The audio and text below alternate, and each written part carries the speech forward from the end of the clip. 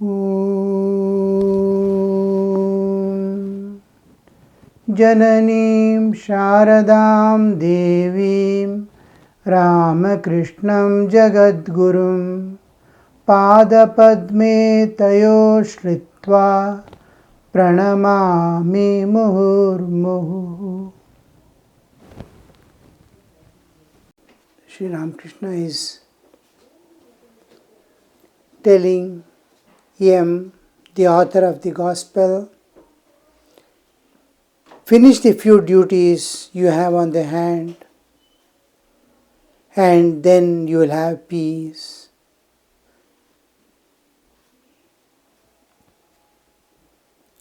Yam, sir, what is the meaning of the realization of God? What do you mean by God vision? How does one attain it? An important understanding a jiva needs in general, and also a doubt that appears in the mind of every aspirant. He understands I have to realize God. After telling so many times, after his desire for the world has abated and his inner little awakening of the higher realities have come into his understanding, and then his maturity has come to a stage where it aspires for eternal peace, eternal bliss, eternal joy, because whatever he sees is momentary. The enjoyments, suppose I eat something, it is momentary till it is there on the tongue, till I hear it is on the contact with the touch with the ear. So whatever I am experiencing, once Brahmanandaji Maharaj says, one of the direct disciples of Sri Ramakrishna, somebody is explaining the beautiful scene of the Himalayas and all that, and the glory of that place, sitting for meditation in that serene atmosphere. Brahmanandaji Maharaj says, all that is till you close your eyes and turn inward. However beautiful the external world be, it can never be compared with the inner world of spirit, which is eternal, which is bliss absolute, peace absolute, freedom absolute. And you may see for a few minutes external world and like it, and inner desires are there. Inner, so much of past momentum is there. It drags you again to the world after a few minutes, few hours or few days. It wants to run back into the world. And even when you are seeing, it is just changing every moment. The sun is going to set now. Sun is going to rise now. Everything in this universe, whatever you see, is making you forget God. And everything is constantly changing flux. I am seeing and spending my days, my life is going away. Every moment I am nearing death.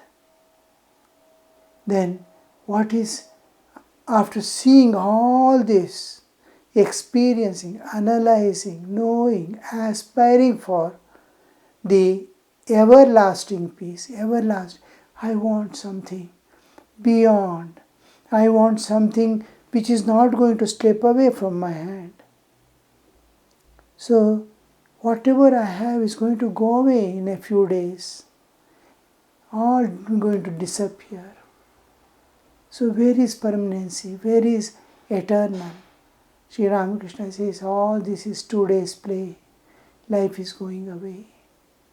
So, when that understanding comes, when that wisdom shines in the heart, he aspires. But he doesn't know exactly what is that state of God realization means. What are we to do?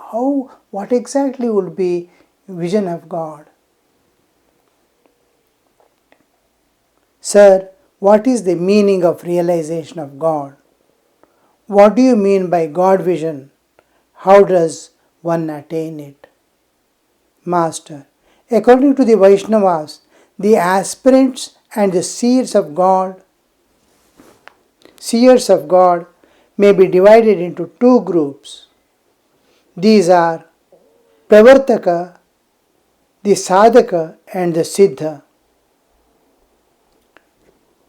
According to the Vaishnavas, the aspirants and the seers of God may be divided into different groups. These are the Pravartaka, the Sadhaka, the Siddha and the Siddha of the Siddha. He who has just set foot on the path may be called as Pravartaka. He may be called a Sadhaka who has for some time been practicing spiritual discipline such as worship, japa, meditation and chanting of God's name and glories. He may be called a Siddha who has known from his inner experience, important word, inner experience, that God exists. An analogy is given in the Vedanta to explain this. The master of the house is asleep in a dark room. Someone is groping in darkness to find him. He touches the couch and says, "No, it is not he." He touches the window and says, "No, he is not he." He touches the door and says, "No, it is not he." This is known in the Vedanta as the process of neti.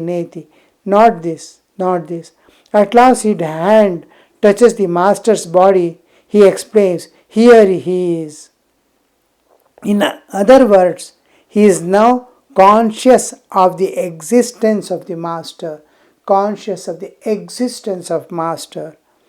He has found him, but he does not yet know him intimately. There is another type known as Siddha of the Siddhas, the supremely perfect. It is quite different thing when one talks to the master intimately, when one knows God very intimately through love and devotion. A Siddha has undoubtedly attained God, but the supremely perfect has known God very intimately.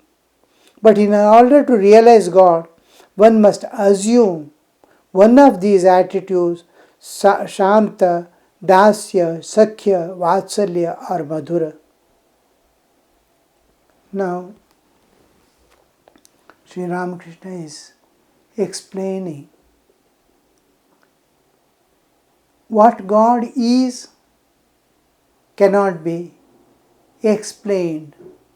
It can be experienced because it is a thing which is beyond senses.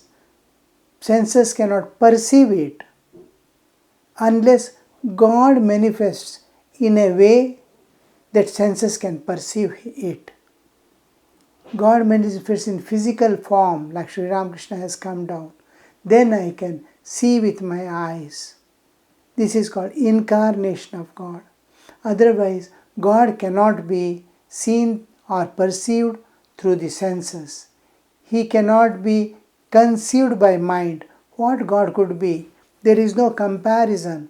There is nothing that I can explain one with the example of others. Maximum I can go is to the existence of space. Look at space, how it is untouched by anything that is there. How it is all pervading. It is passing through and through all the objects in this universe, all beings.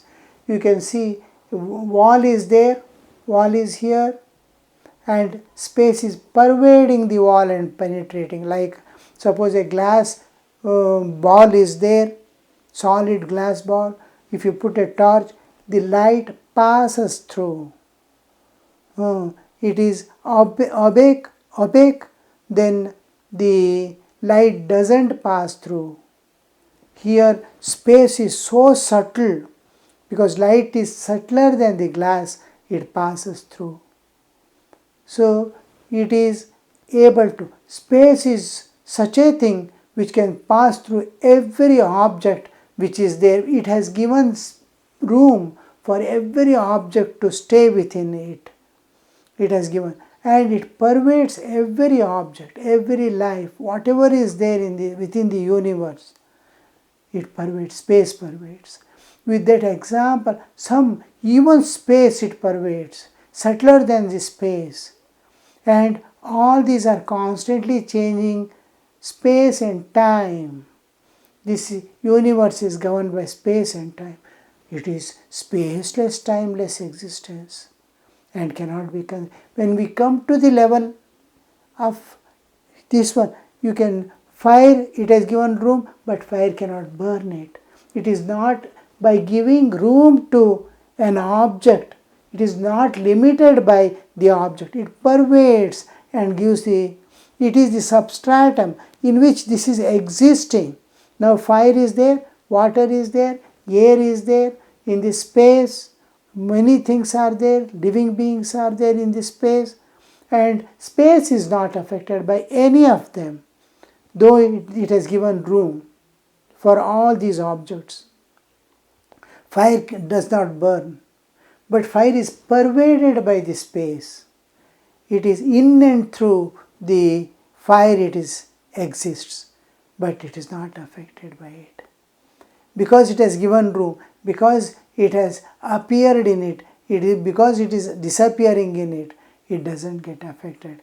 Now you see, lot of humidity is there.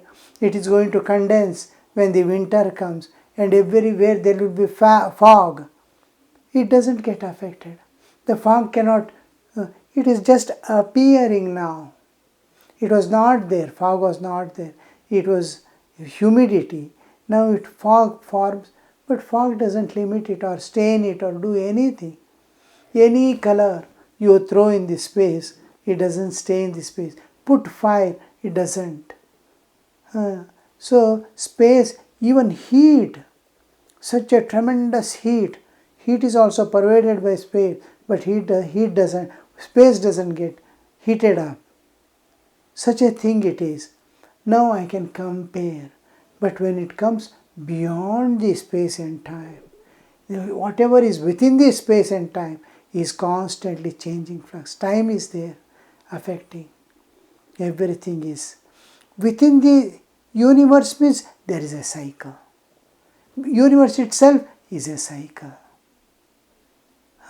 Maximum, because space is the first manifestation of the relative existence.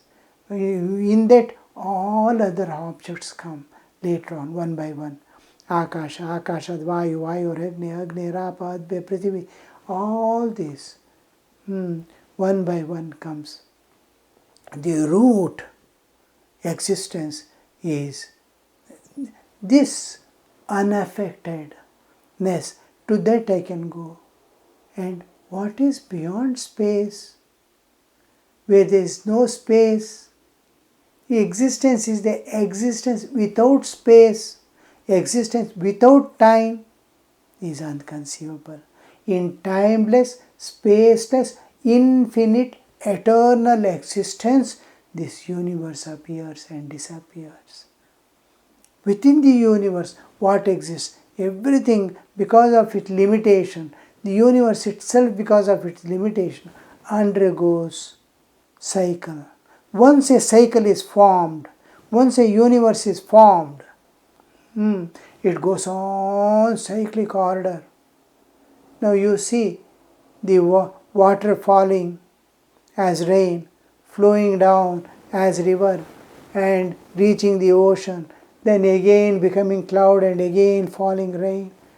A seed and tree, egg and hen, cycles.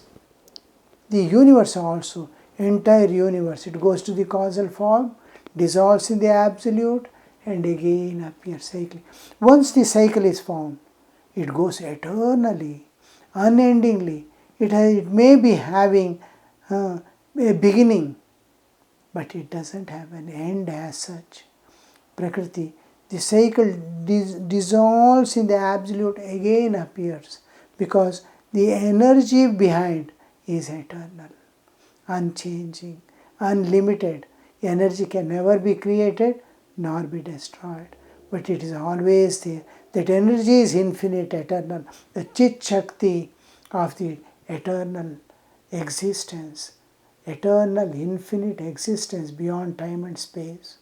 In that time and space bound universe appears and disappears like a small speck or a mustard seed in the vast ocean, endless ocean of water. A small, it has appeared endless, there is no end.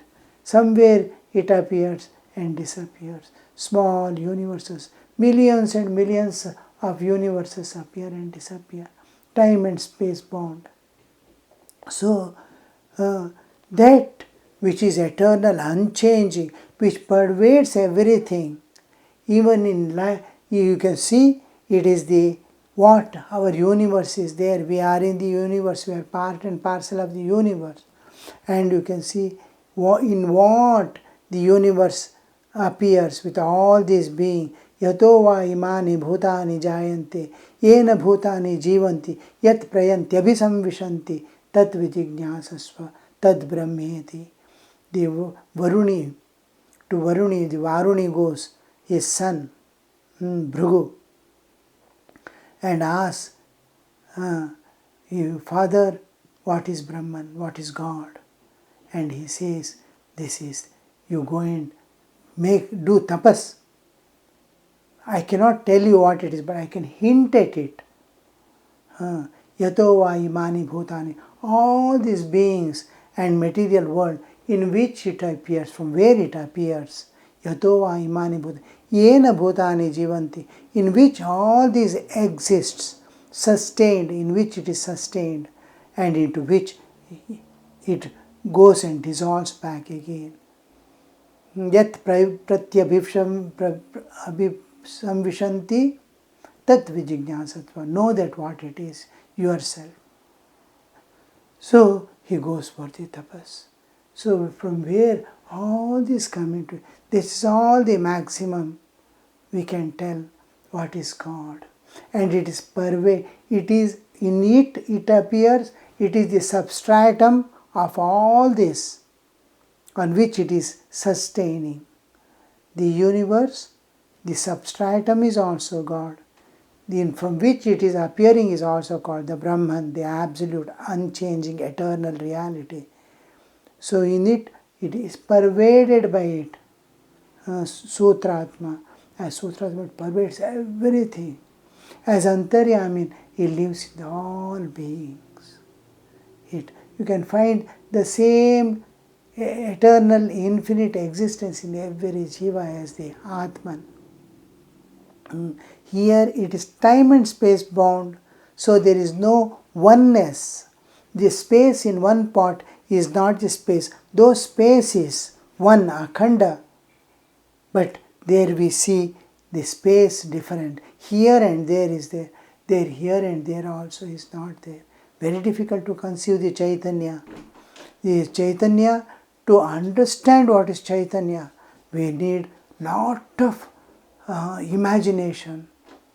Being the source, being the object of pervasion, being the support, that is substratum of it, and being everywhere into which the whole thing dissolves back.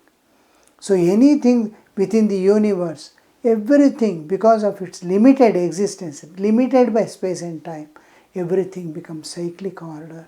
Whether it is vegetation, whether it is water, whether it is air, whatever is there within even the jivas, they appear and disappear, go on up till they reach back the source. Reaching back the source is called the realization of God. So we have generally known what is God through words only. It can be experienced but not explained because it is beyond senses. Senses cannot perceive, mind cannot conceive, intellect cannot discern, understand, cognize. So beyond Yatova, the mind and intellect themselves return back unable to understand what it is. Vak and mana, they both come back. Speech cannot express it and intellect cannot understand what it is. So Sri Ramakrishna is explaining, according to the Vaishnavas, the aspirants and the seers of God may be divided into different groups. These are pravartaka, one who has just known, he is aspiring, he is coming in, we say parichaya. He is becoming accustomed with the terminology, he is getting accustomed with little by little knowledge of what is this word, what is a jiva, what is this universe, what is beyond. All this understanding, he is just trying to understand and trying, how can I reach? What is that reaching means? And little by little, he is pravartaka.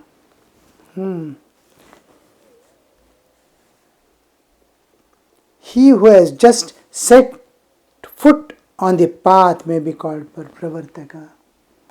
The pravartaka, the sadhaka, the siddha and siddha of the siddha. According to Vaishnavas, they are divided into four. He who has just set foot on the path may be called pravartaka. He is just entered. Pravartana means he has begun the journey. He may be called sadhaka who has for some time has been practicing spiritual disciplines such as worship, japa, meditation and chanting the names and glories of God. These are major parts of the spiritual disciplines: worship, japa, dhyana and bhajana.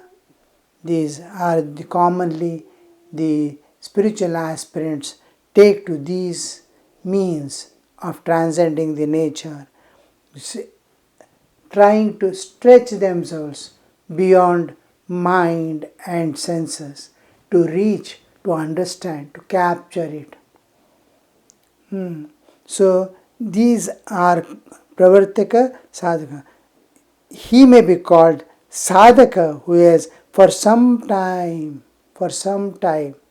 that is, it may be a few years, it may be few months, he is doing sincerely his morning, evening worships, trying to do all activities as a worship unto God also.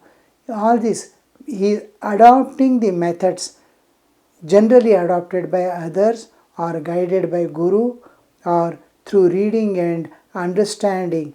Oh, this way will lead, that will lead.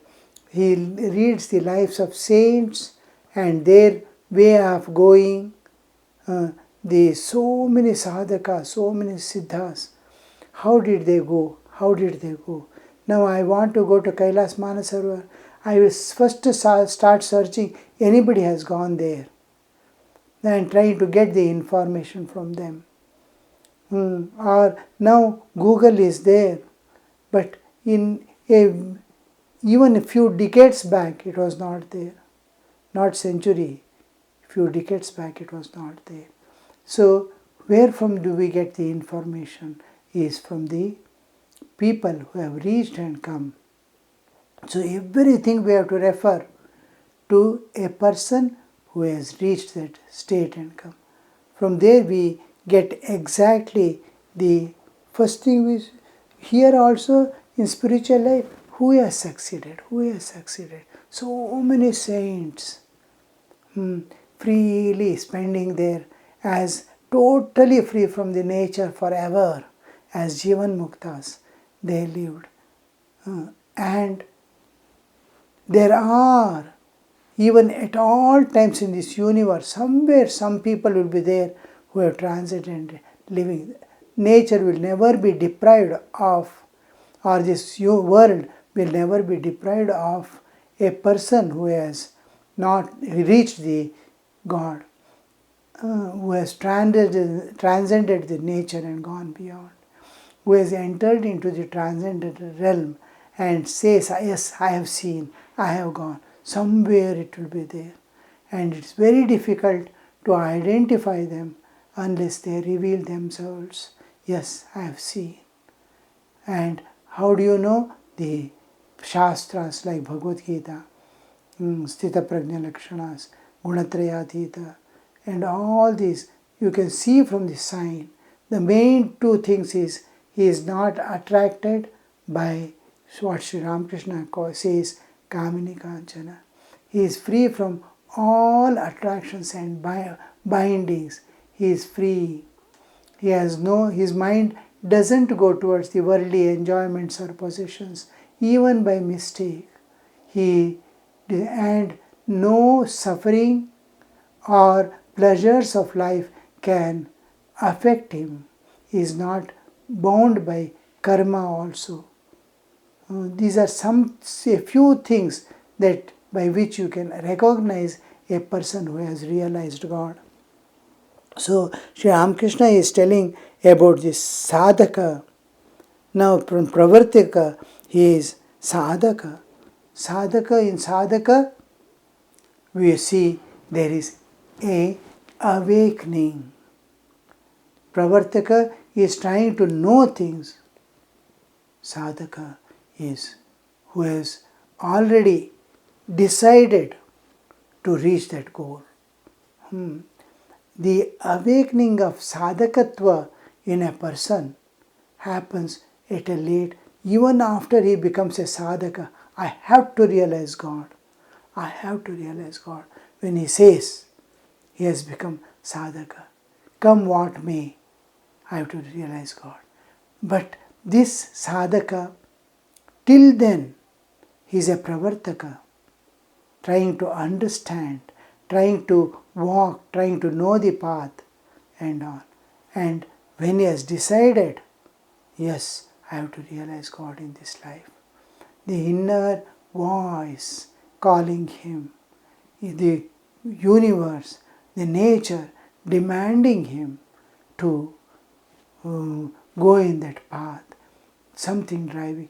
And then this sadhaka has the nature is the sadhakatva. Till sadhakatva awakens, he is balancing between the world and the spiritual practice. Through spiritual practices, he is trying to balance between world and God. Sometimes his mind rests in God, sometimes it runs after the world, sometimes the frequency goes on changing. Sometimes dry period, there is no longing or there is no interest in knowing God. When we sit for japa, dhyana and all, sincerely, with a loving heart, we are not able to concentrate on the object of our meditation, on the object of worship, at the expense or at the level where the other things do not bother us. To that extent, we are not able to totally getting absorbed. I am doing japa, I must get absorbed in it. It doesn't happen. Sometimes we feel a few tears in the eyes while singing bhajans or doing japa or thinking or reading. But at another time, completely forgotten God, the ideal of God, realized that everything has gone away. We are trying to run behind this world again. So it alternates, it moves, it oscillates between the two ends in the beginning of the, in place In Sadhakatva, in Sadhaka also, we have a person in which Sadhakatva has awakened. The aspirancy has awakened. In other aspirants, he is aspirant, but he is aspiring for, sincerely aspiring for, but he is oscillating between the world because the old tendencies take him to the other side. New understanding takes him on the other side. He is oscillating. And he has, even Sadhakatva has not awakened. Once the Sadhakatva awakens, he is on the, his mind doesn't go to the world again. It doesn't aspire anything from the world. Om Shanti Shanti Shanti Harihi Om Tat Sat Shri Ramakrishna Arpanamastu.